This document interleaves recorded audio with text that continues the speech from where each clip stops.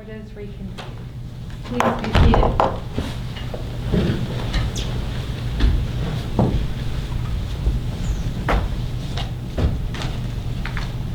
Counsel ready? Mr. Green?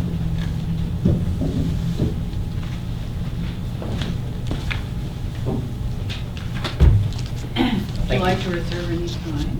Yes, I'd like to reserve 4 minutes for my rebuttal.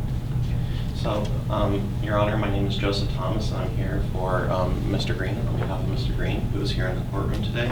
And we'd like to go over the 3 issues that were briefed for this court. The first issue is whether a uniform reduction of 75% of costs and attorney's fees is allowed by the success of the argumentation of the aggravators and mitigators in the Public Records Act case.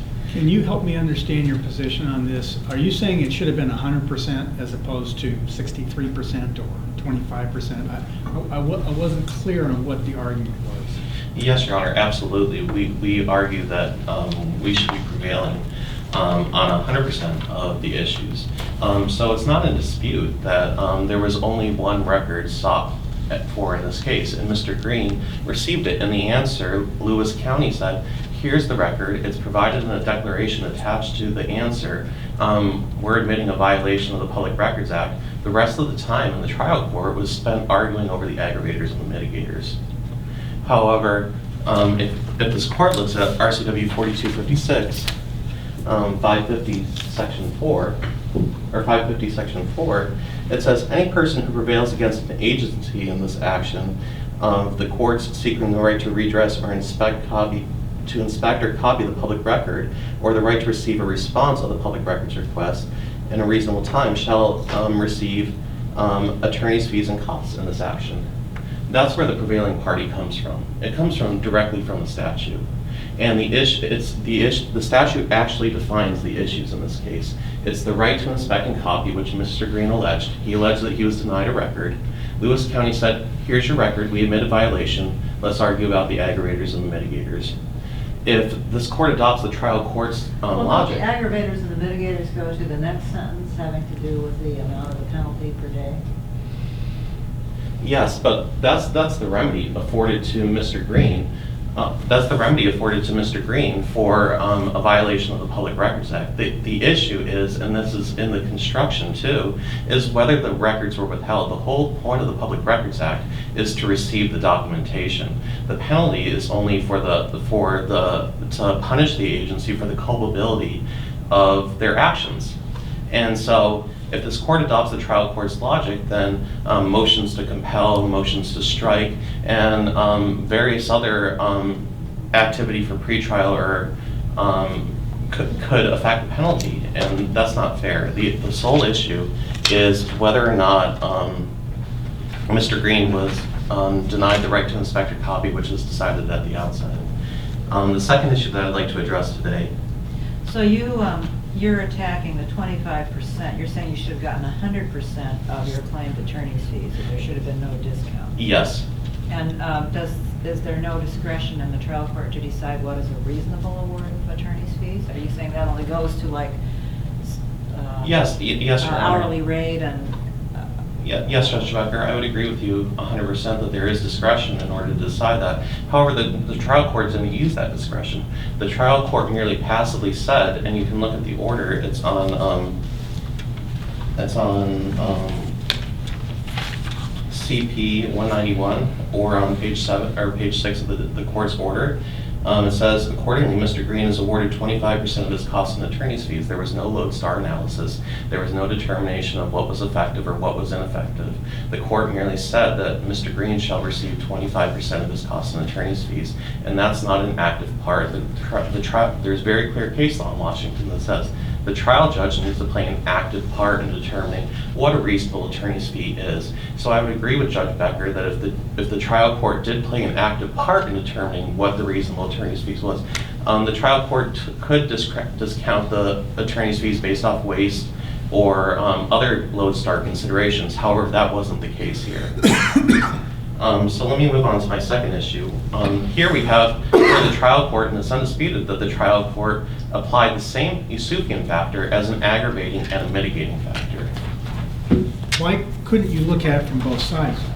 I mean, is there any, you could say, one, there was a delay, but of course, on the other hand, once the action was started, it was produced. So can it be both mitigating and aggravating? You can look at it both sides, Judge Tricky. However, it frustrates the purpose of the Yusufian analysis. And in fact, in Yusufian versus the Office of Ron Sims in 2010, the 2010 Supreme Court case, the court actually explains to us what the purpose of the Yusufian analysis is. And it says, appellate courts frequently set forth multi-factor frameworks to provide guidance for the courts exercising their discretion so as to render those decisions consistent with susceptible, meaningful appellate review. I apologize. And it goes on to say that such frameworks are appropriate where a statute affords discretion to a trial judge but fails to adequately show how that discretion should be exercised. And if we flip to the following page, it says, our multi-factor analysis is consistent with the Public Records Act and our precedents and provides guidance to trial courts, more predictability to parties, and meaningful appellate reviews. If we have conflicting aggravators and mitigators, it confuses the public, it confuses the courts, it doesn't allow the courts to have meaningful review because people don't know, it defeats the point of the predictability that the Yusufian court was talking about. And I'll address the third issue in my rebuttal. Okay, thank you.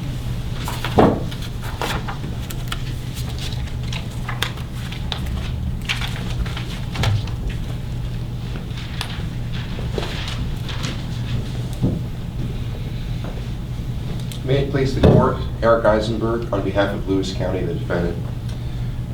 So, speaking to your Honor's point, it does make sense in this case to treat the facts as having been both aggravating and mitigating. What Judge Hirsch was specifically dealing with, and you can see it when she's giving her oral ruling and also in the written ruling, is that the actual public records portion of this case was very fast. The request came in on November 19th.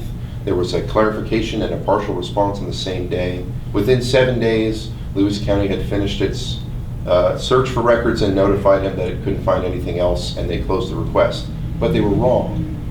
See, the reason there was an aggravating factor is that they had neglected to give him one record, and he didn't get that record for a year. And that record was important to Mr. Green. It was within the scope of his request, as Lewis County admitted right away, and provided him the record. So, Yusufian, as you see from the block quote in my brief, How did it come to light that there was this outstanding record? Mr. Green discovered it by doing a public records request to Bellevue Police Department. I believe if you're looking for that in the record, it's in attachments to his complaint. Okay, thank you. That answers my question. So he had essentially identified the record, but he had it in a redacted form. When he filed his complaint, Lewis County had only to look at what he had provided and then find its own record to see that he was right, and therefore admitted that he was right. So the point of the Yusufian factors, like all multi-factor tests, is to allow the court to see the facts and to sift through them to try to make sense of them. And it's designed to further trial court's discretion. It's not designed to take it away. The bright line rule that Mr. Thomas has argued for and Mr. Green is arguing for would impede the trial court's discretion. So it contravenes the purpose of the Yusufian test instead of furthering it. I think it's inappropriate. I'd ask your honors not to find that you can't use the actual facts of the case to have one factor weigh on both sides, both in favor of a higher penalty and in favor of a lower Let me penalty. ask you about the attorney fee award.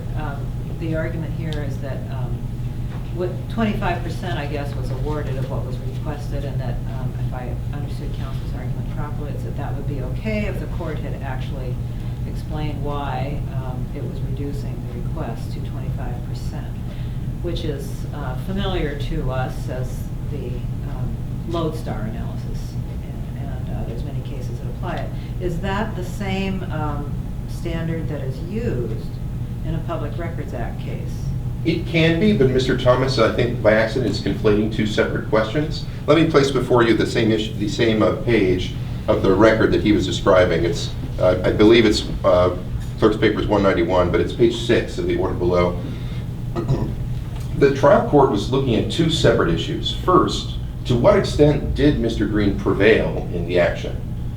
Once deciding that, it then used that to allocate costs and fees But that gets you a percentage, but it doesn't get you what is the amount. What is the amount of the reasonable attorney fee that is being under consideration? And that's taken care of in 17, the next finding. As you can see, Mr. Green proposed a certain attorney fee as a reasonable attorney fee, and Lewis County agreed with his number. And so the reason there was no Lodestar analysis, no discussion of what a reasonable attorney fee would be, is because Lewis County agreed with Mr. Green's attorney's number, that he had proposed a certain number, and Lewis County agreed. So there was no need to litigate the question of what a reasonable attorney fee was. The only question was, if that was the figure, that was the reasonable attorney fee, how much was Mr. Green entitled to as the prevailing party? Well, so the court finds, and you have it up here, that he prevailed on the claim of withholding the document, but not on the bad faith claim. Yes, ma'am. And it appears that the court is finding that that was the majority of the case, the bad faith claim. Yes, in actual fact, it was much, much more than 75% of the case. Only 8 days into the case, Lewis County admitted that it had accidentally, wrongfully withheld the record and then gave it to Mr. Green. And so then litigation ensued on the bad faith claim. Yes, if you look, I believe it is listed in this order as well, but it's also in my brief. Mr. Green's complaint alleges that we did not provide the record. Lewis County answers 8 days later and agrees we did not provide the record and we violated the PRA. And then there's a short break around Christmas, and in January of the next year, Mr. Green files for summary judgment, alleging that the reason that we did not provide the record was because of a politically motivated quid pro quo, essentially a bribery allegation, that we had bribed a reporter with a job recommendation which he was seeking information about, and that we had failed to give him this information to cover that up. So Is then, that a bad faith claim, just procedurally, or in terms of what was alleged? Is that part of the PRA action, or is it a separate cause of action alleging something else? it's part of the Is it covered PRA by the action. PRA? So it's part of the PRA action because the question is what penalty should attend, what remedy should attend the violation So of did it go PRA. to the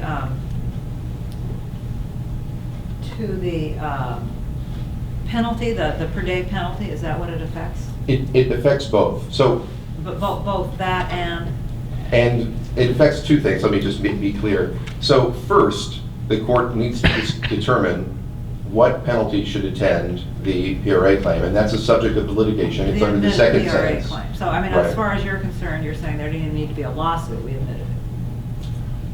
Well, yes, but so once the court establishes what the per day penalty ought to be, then the question turns to what extent did Mr. Green prevail in the action? And to the extent that he prevailed, he's entitled to his costs and attorney fees. But he is not entitled to his costs and attorney fees to the extent that he did not prevail. So under That's Sanders. by case law as opposed to the statute, right? That's the way the cases have interpreted this over time. I think yes and no. There's a statutory hook in the sense that it says a party who prevails in an action is entitled to costs and attorney fees.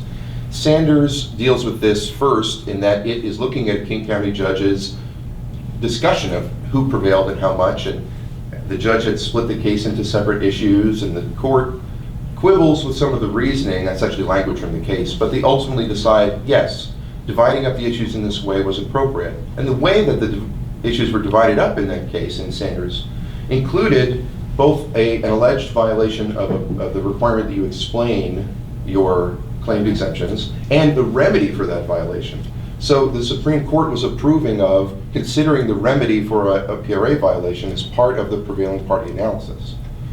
Then that was merely an articulation that it was permitted for the trial court to do it. It was subsequent appellate cases that put a gloss on Sanders that was actually required. That when it says prevails in that statute, like the way it does in other prevailing party statutes, it requires the trial court to determine the extent to which one prevailed, which means you have to sort of parse the case out and say, well, where was the litigation, what were the questions I was asked to decide, and who won on them. And in this case, Mr. Green won on the fact that he was entitled to the record. He sued to obtain it and he got it, and therefore he won. So if he had sued and got the record and had alleged nothing more than that he wanted to establish that he had been wrongfully denied the record and he wanted his attorney doing so, then you would say that he won on 100% of the issues. Yes, so initially... And he'd Mr. be Green- entitled to 100% of his attorney's fees. Well, yes, That got to although... that point. Yes, at the time that Mr. Green sued, he was pro se, which made it a little bit of a harder question about how you would handle the attorney's fees. Pro se, people don't usually get them. But it is true that I believe in Lewis County's answer, we proposed that we would pay him the filing fee and any costs he had incurred to that point, because he was entitled to them. It was only when he then raised additional issues related to the remedy, which were proved unfounded, ultimately at the hearing. Was that with an attorney? No, Mr. Thomas was not on board in the case until about the last week of it. He produced billing showing he had done quite a lot of work to get up to speed in the last week, and that's where the figure came from. But for almost the whole duration of the case, Mr. Green was pro se. What did his original complaint address what he wanted for a remedy? I believe it said he wanted a penalty of up to $100 per day, but I would have to check. But did it allege bad faith? I don't believe so. Not, he So raised that that after came we in- had admitted the violation. That came in later I have to... context of some kind of a motion, or? Yes, in context of a summary judgment motion. I want to caution Your Honors, this type of analysis is very important to serve the PRA's goal of encouraging meritorious litigation. If Mr. Thomas's claim prevails, then once a PRA violation, however slight, was established, the plaintiff would be entitled to litigate anything they wanted to about the penalty, no matter how unmeritorious, and still be paid for all of that litigation. Here, what the more limited rule is that they can do that, but to the extent that they fail to prevail, they don't get their costs of attorney fees. Thank you. Thank you.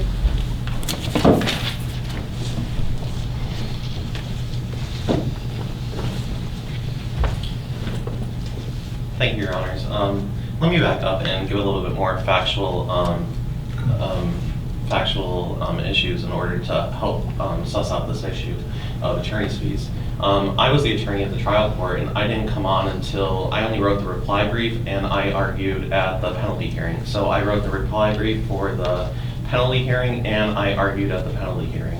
I didn't have... And the penalty hearing was kind of a hybrid, because everybody shows up thinking there's going to be testimony, and there's some stipulations entered into, and so what would have been a, quote, trial or evidentiary hearing sort of morphs into a penalty hearing, right? Yes, Your Honor, and in fact, if this court reviews, I actually signed the CR2A agreement for Mr. Green, saying that we were going to get rid of this whole conspiracy theory that Lewis County was doing a quid pro quo, and we were just going to focus on the Yusufian factors, which we argued in our brief.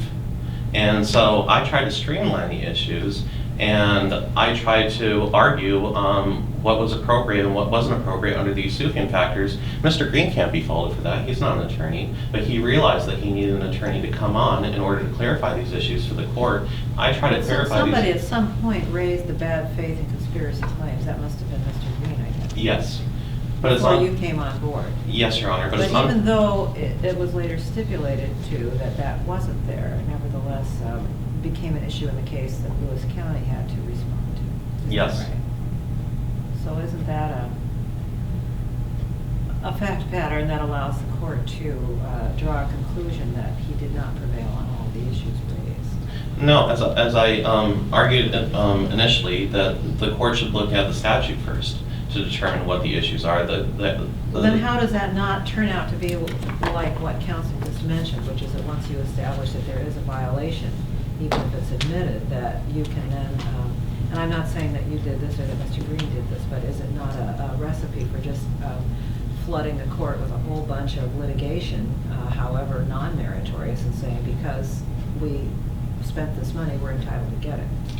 I would disagree that it doesn't lead to non-meritorious litigation. The reason for the statutory penalty in this case, in the Yusufian factors, is to provide a remedy. Mr. Green was violated by Lewis County. Lewis County violated the law. Mr. Green was enforcing his statutory rights under that, and he wanted to enforce it to the greatest extent possible of the law. I don't think that that's abusive. I don't think that that's non-meritorious litigation.